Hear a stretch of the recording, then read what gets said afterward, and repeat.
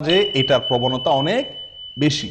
মানুষ পালক পুত্র রাখে, পালক মেয়ে রাখে এবং এদেরকে মোটামুটি নিজের ছেলে হিসেবে সব জায়গায় পরিচয় করায়, আর এরাও ওই লোকের বাবা এবং তার স্ত্রীকে মা ডাকে। আর সমাজের লোকও আমরা সবাই ওই ছেলেকে অমুকের ছেলে বলি আর ওই লোকের অমুকের বাপ বলি, ঠিক না ঠিক? এটি শরীরের দৃষ্টিতে নাজায়েজ একটি কাজ, আমরা অনেকেই জানি না, অনেকেরই বিষয়ে হয়তো জানা নাই। এটি নিষিদ্ধ, আল্লাহ সুবহানাহু ওয়া তাআলা সরাসরি নিষেধ করেছেন কোরআনে কারীমে। আল্লাহ বলেছেন উদউহুম লিআবাইহিম, আল্লাহ তাআলা বলেছেন মা জাআলা আদইয়াআকুম আবনাআকুম, তোমরা যে পালক পুত্র রাখো, পালক মেয়ে রাখো, এরা কোনোদিনই তোমাদের মেয়েও না ছেলেও না। পিতৃত্ব, পিতৃত্ব এটা কোনোদিন পরিবর্তন করা যায় না। কথা বুঝে আসছে? আপনাকে যিনি জন্ম দিয়েছেন তিনি আপনার বাবা, তিনি আপনার বাবা। জীবনে একবারের জন্য আপনার ভরণ পোষণ দেন নাই, তারপরও তিনি আপনার বাবা। আপনার প্রতি অবিচার করছেন, খোঁজখবর নেন নাই, চলে গেছেন, তবুও তিনি আপনার বাবা। আমি কি বুঝাতে পারছি? আপনাকে গর্ভে ধারণ করেছেন, তিনি আপনার মা। কিন্তু দেখা গেল কয়দিন পরে কোন একটা কারণে তালাক হয়ে গেল, আর বিয়ে হয়ে গেছে, মা আপনার জীবনে কোনদিন খবর নেয়নি, তারপরও তিনি আপনার মা। অন্য মহিলা আপনাকে সারা জীবন লালন পালন করুক, কখনো সে আপনার এই মায়ের পদটা পাবে না। আমি কি বুঝাতে পারছি? আপনাকে যিনি জন্ম দিয়েছেন সে বাবার পদটি সারা জীবন আপনাকে স্বর্ণের থালেও যদি কেউ খাওয়ায়, সে আপনার বাবার পদটি পাবে না।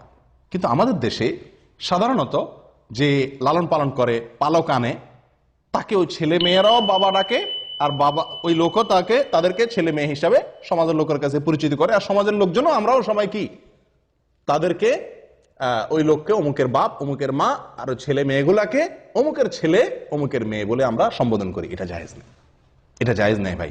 এবং এই নাজায়েজ কাজটি আমাদের সমাজে হাজার হাজার মানুষ করতেছে অবলীলায়, না জেনে। নিষেধ, সরাসরি নিষেধ। নবী সাল্লাল্লাহু আলাইহি সাল্লাম যায়েদ ইবনে হারেসাহ রাদিয়াল্লাহু তাআলা আনহুকে পালক আনছিলেন, পালক আনার মতো এরকম তাকে লালন পালন করছিলেন। তো লোকেরা, সাহাবীরা সবাই বলা বলি করতে শুরু করছে, যায়েদ ইবনে মুহাম্মদ, যায়েদ ইবনে মুহাম্মদ, মানে মুহাম্মদ সাল্লাল্লাহু আলাইহি সাল্লামের ছেলে, এরকম বলা শুরু করছে। তখন আল্লাহ তাআলা আয়াত নাযিল করছেন, না, লালন পালন করা এটা ভালো জিনিস, পালক আনা এটা খারাপ না। বিশেষ করে যদি পালকটা এই জন্য আনা হয় যে আপনি একটা শিশুকে কি করলেন, ভরণ পোষণের ব্যবস্থা করলেন, তার অভিভাবক হলেন, তার পড়াশোনার ব্যবস্থা করলেন, তাকে শিক্ষিত করলেন, তাকে বড় করে দিলেন, লালন পালন করে দিলেন, এটা ভালো কাজ। বিশেষ করে যদি কোনো গরিবের সহায়তার জন্য হয়, অথবা কোনো ছেলে মেয়ের মা বাপ নাই বা তারা খরচ দিতে পারে না, এক্ষেত্রে যদি আপনি লালন পালন করেন, এটা অত্যন্ত কি ভালো কাজ। কিন্তু আপনি লালন পালনের বিনিময়ে কখনো তার বাবা হতে পারবেন না, আর ছেলেও আপনার কোনোদিন ছেলে, অথবা মেয়ে আপনার কোনোদিন মেয়ে হতে পারবে না। আমি কি কথা বুঝাতে পারছি? এটা সরাসরি নিষেধ করেন না। নবী সাল্লাল্লাহু আলাইহি ওয়াসাল্লামের বেলায় এই সুযোগ হয় নাই, তাহলে আমাদের বেলায় কি সুযোগ হওয়ার সুযোগ আছে? আর নাই, কারোর জন্য নাই। এখন কথা হলো, আমাদের দেশে যে পালক পুত্র পালক মেয়ে আনে, বেশিরভাগ মানুষ আনে কি জন্য? নিজের হয়তো ছেলে হয় না, মেয়ে হয় না, যার ছেলে হয় না সে একটা ছেলে আনে, যার মেয়ে হয় না সে একটা মেয়ে আনে, যার কিছুই হয় না সে ছেলে মেয়ে একটা কিছু আনে, ঠিক না ঠিক? আমরা আনি নিজেদের সুবিধার জন্য, ওই বাচ্চার সুবিধার জন্য আমরা আনি না, ঠিক না ঠিক? এখন যদি বাপই না ডাকে, মাই না ডাকে, তো আর লাভ কি? এরকম একটা ভাব থাকে না? জায়েজ নাই। এখন আপনি কি করবেন সেটা আপনার বিষয়। বাপ মা ডাকা কি নাই, জায়েজ নেই। এবং এই নাজায়েজ কাজটি অবলীলায় আমরা হাজার হাজার মানুষ করছি। একটি মাসআলা গেল। এখানে প্রসঙ্গে আরেকটি কথা বলতে চাই, অনেক সময় পয়সার বিনিময়ে আনা হয়। খেয়াল করছেন আপনারা? যে গরিব মানুষ তার বাচ্চাটা কিনে নিয়ে আসে, এটা আরেক হারাম কাজ। মানুষ ক্রয় বিক্রয় করার কোনো অধিকার ইসলাম আপনাকে দেয় নাই। যে মা বিক্রি করছে, যে বাপ বিক্রি করছে, তারাও কবিরা গুনাহ করছে, আর আপনি এটা পণ্য নয়, আপনি কিনছেন, আপনিও গুনাহগার। আমি কি বুঝাতে পারছি? হ্যাঁ, সে তার সন্তানটা আপনাকে লালন পালন করার সুযোগ দিছে, আপনার কাছে আছে, সে হিসাবে আপনি তা কি করলেন? খুশি হয়ে তারা কিছু হাদিয়া তোফা দিলেন, সেটা ভিন্ন জিনিস। যে তার মন খারাপ হতে পারে, তার একটু আমি সহযোগিতা করলাম, সেটা ভিন্ন জিনিস। কিন্তু এর চাইতে বড় বিষয় হলো, আপনি যদি 1 কোটি 10 কোটি 20 কোটি 50 কোটি না, সারা পৃথিবীও দিয়ে দেন, কাকে? ওই সন্তানের গর্ভধারিণী মাকে, তার জন্মদানকারী বাবাকে, তবুও আপনি কোনোদিন তার বাবা এবং মা হতে পারবেন না। এই সুযোগ নাই। মনে চাইতেছে বাচ্চা পালন করার, পালন, পালাতে বাধা নেই, কিন্তু বাবা হতে পারবেন না, মাও হতে পারবেন না। দ্বিতীয় কথা হলো, এই যে সন্তানটা, এই সন্তানটা বড় হইলে, ছেলে হইলে ওই যে মহিলার ঘরে লালন পালন হয়েছে সেই মহিলার সঙ্গে তার পর্দা করা কি ফরজ, কারণ এই সন্তান তার কি না, পেটের সন্তান না।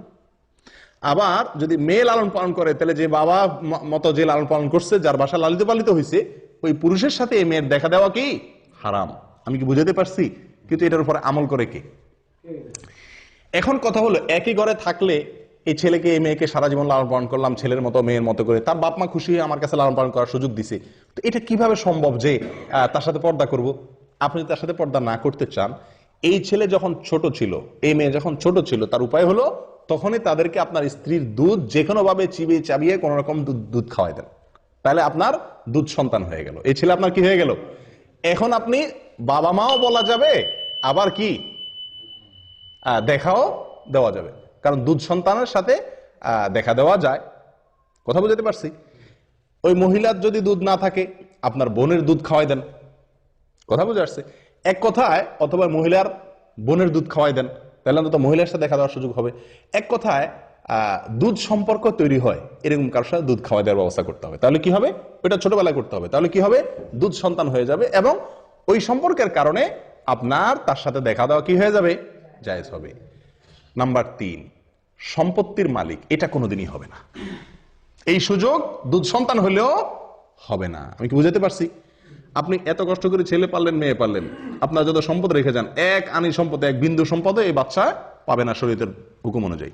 আপনার যদি কোনো সন্তান না থাকে, আপনার ভাইরা পাবে, বোনরা পাবে, এই সন্তান কিছুই পাবে না। কথা বুঝছেন?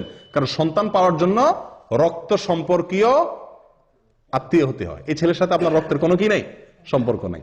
আমি কি বুঝতে পারছি? হ্যাঁ, যদি রক্ত সম্পর্কীয় হয় তাহলে আবার সেই হিসাবে পাবে, সেটা ভিন্ন জিনিস। কথা কি বুঝতে পারছি? হ্যাঁ, এখন যদি আপনি বলেন যে সারা জীবনের লালন পালন করলাম, এ কিছুই পাবে না, কেমনে হয়? তাহলে আপনি একে জীবদ্দশায় যা মনে চায় তাকে কি করতে পারেন, দান করে দিয়ে যেতে পারেন। আমি কি বুঝতে পারছি? কারণ ওয়ারিশ ছাড়া অন্য কাউকে জীবদ্দশা নিজের সম্পত্তি তারা কি করে দেওয়া যায়, দান করে দেওয়া যায়। তাহলে 3টা সমস্যার